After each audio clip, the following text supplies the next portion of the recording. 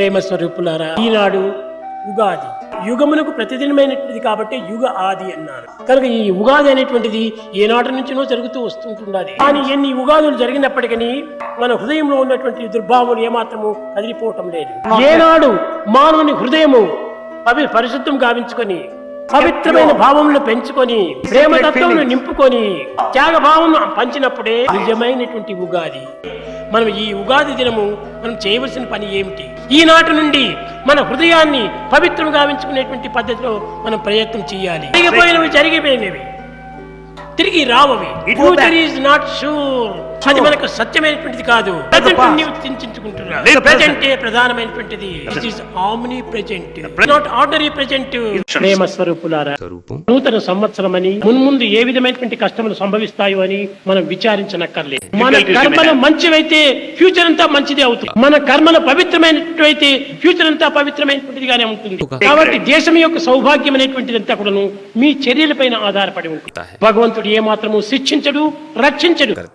రక్షించేది నీకు నీవే, శిక్షించుకునేది నీకు నీవే. అన్నింటికి నీ భగవంతుడు తథాస్తు తథాస్తు తథాస్తు అని ఆశీర్వదిస్తుంటాడు. నీవేదైనా చెడ్డ పదం పలికినావా, తథాస్తు తథాస్తు తథాస్తు. నీవేదైనా మంచి పలుకు పలికావా, తథాస్తు తథాస్తు తథాస్తు. కాబట్టి భగవంతుడు ఆశీర్వదించడమే కానీ ఈ మంచి చెడ్డలకు మూల కారణం నీవే. ఈనాడు నూతన సంవత్సరము, నూతన భావాన్ని మీ హృదయంలో నింపుకోండి. నూతనైనటువంటి ఆనందాన్ని మీరు అనుభవించండి. మిగిలిపోయిన ఆనందాన్ని ప్రజలకు పంచండి. ప్రేమ కోసం పంచకండి, ప్రేమ కోసం పంచండి. పిల్లలు ఎప్పుడూ కూడా పెద్దలని అనుసరిస్తారు.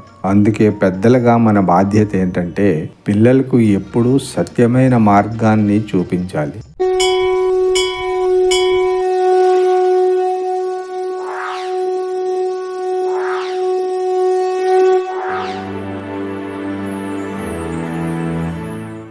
ఒక ఊళ్ళో ఒక గోలబారుడు ఉండేవాడు. ప్రతిరోజు అతను గోవుల్ని మేపడానికి అడవిలోకి తీసుకువెళ్ళేవాడు.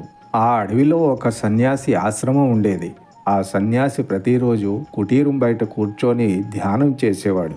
గోలబారుడు నిత్యం ఆ సన్యాసిని చూసేవాడు కానీ ఆ సన్యాసి కళ్ళు మూసుకొని మౌనంగా కూర్చొని ఏం చేస్తున్నాడో ఆ బాలుడికి అర్థమయ్యేది కాదు.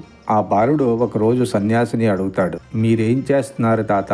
నేను దేవుణ్ణి దర్శించడానికి సాధన చేస్తున్నాను అని అంటాడు. బాలుడికి సన్యాసి చెప్పిన మాటలు అర్థం కాలేదు. కానీ మనసులో ఏమనుకుంటాడంటే, సన్యాసిలా కూర్చుంటే దేవుడు కనిపిస్తాడా? అయితే నేను రేపటి నుంచి సన్యాసిలాగా ఏకాంతంలో ధ్యానం చేస్తాను అని అనుకొని మర్నాడు నుంచి అడవిలో ధ్యానం చేయడం మొదలు పెడతాడు. నిజంగా నాకు దేవుడు కనిపించే వరకు నేను ఈ విధంగానే నిలబడి ఉంటాను అని అనుకుంటాడు. అలా అనుకొని ఒక కాలు మీద నిలబడి ఉండిపోతాడు. చిన్న పిల్లవాడు ఏకాగ్రతతో ఎటువంటి కోరికలు లేకుండా కేవలం నన్ను దర్శించుకోవడానికి నన్ను నిరంతరం స్మరిస్తున్నాడు కదా అని చెప్పి భగవంతుడు తక్షణమే ప్రత్యక్షం అవుతాడు.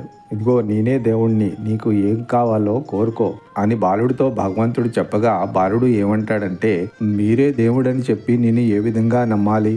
అసలు దేవుడు ఎలా ఉంటాడో తెలియని బాలుడు దేవుడితో ఏమంటాడంటే, మీరే దేవుడని నేను నమ్మాలంటే మీరు ఇక్కడే ఉండండి, నేను ఆ సన్యాసిని తీసుకువస్తాను, నేను వచ్చే వరకు ఇక్కడే ఉండండి, ఎక్కడికి వెళ్ళిపోవద్దు అని ఒక తాడుతో భగవంతుణ్ణి చెట్టుకు కట్టేసి సన్యాసి దగ్గరికి వెళ్ళి బాలుడు విషయం అంతా చెబుతాడు. బాలుడు మాట విని సన్యాసి ఆ బాలుడితో సహా ఆ వృక్షం దగ్గరికి వస్తాడు. సన్యాసికి కేవలం వృక్షం, ఆ వృక్షానికి తాడు చుట్టి ఉన్నట్టు తప్ప ఇంకేమీ కనిపించదు. సన్యాసికి ఏమీ కనిపించడం లేదని తెలిసి బాలుడు భగవంతుడిని అడగ్గా భగవంతుడు సమాధానం ఈ విధంగా చెప్తారు, నేను కపటం, అసూయ, క్రోధం, లోభం లాంటి దుర్భావనాలు లేని వారికి మరియు నిస్వార్థమైన భావంతో నిరంతరం నన్ను స్మరించే వారికి తప్ప ఎవరికీ కనిపించను. ఎవరైతే నిరంతరం నిస్వార్థమైన భావంతో నన్ను స్మరిస్తారో, ఎవరైతే తోటి జీవుల మీద ప్రేమ చూపిస్తారో వారి హృదయాలలో నేను ఎల్లప్పుడూ బంధింపబడి ఉంటాను. అందుకే అందరితో ప్రేమగా ఉండి నిస్వార్థమైన భావంతో స్మరిస్తూ అందరికీ సేవలు చేస్తే భగవంతుడు నిరంతరం మనతో పాటే ఉండి మనకు దర్శన భాగ్యాన్ని కల్పిస్తాడు. ఇక్కడ ఈ కథ ద్వారా మనకేం తెలుస్తుందంటే, పిల్లలు ఎప్పుడూ కూడా పెద్దలని అనుసరిస్తారు. అందుకే పెద్దలుగా మన బాధ్యత ఏంటంటే పిల్లలకు ఎప్పుడూ సత్యమైన మార్గాన్ని చూపించాలి. నాకు వేరే స్థానం ఎక్కడ లేదు, మీ హృదయాలే నా యొక్క స్థానం. నా మనసంతా కూడాను నిరంతరము పిల్లలపైనే ఉన్నది. మీరు లేకపోతే నేను లేను. కనుక నేనుంటే మీరు, మీరుంటే నేను. I and you are one.